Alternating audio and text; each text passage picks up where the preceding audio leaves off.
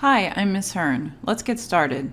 So we're going to start with the idea of how to find the distance between any two random points on a graph. For example, let's say I have a point in the xy coordinate system, one here and one here, and I want to find the distance between the 2 points. So the length of the line segment that would join the 2 points, in other words. Since the xy coordinate system is set up as a grid, we can imagine dropping a line down from the top point and a line across horizontally, forming a right angle, and we have a right triangle. And pretty much everybody, for some reason, is able to remember pretty easily the Pythagorean Theorem, I guess because we start so young with it. If you call this side A, this side B, and this side C, remember that A squared plus B squared equals C squared. If you know the coordinates of these 2 points, let's say this is x2, y2, and this is x1, y1. Those are not powers, those are subscripts.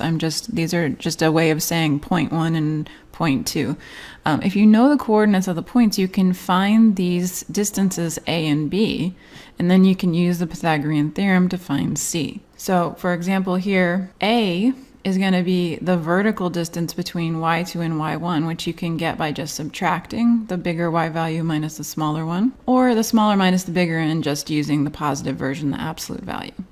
And then for B, it's the horizontal distance between these two x values, so it's x2 minus x1. And then C is the distance, which I'm going to call D, which we're looking for between the 2 points. Instead of, I'm going to move this C squared over here, by the way. Instead of C squared equals A squared plus B squared, we can think of this as D squared equals, instead of A, we have y2 minus y1 being squared, plus, instead of B, we have x2 minus x1 being squared. And I prefer to put the x's before the y's, so I'm going to just use the commutative property of addition to rearrange this a little bit. In other words, D squared is x2 minus x1 squared plus y2 minus y1 squared. And we don't want the distance squared, we want the actual distance. So we could use the square root property to see that the distance, and I'm going to move this down a little bit.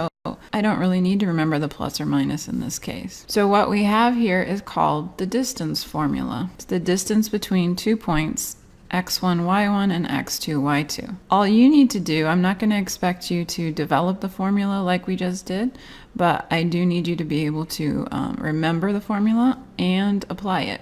I hope you found this video useful. If you did, please remember to like it.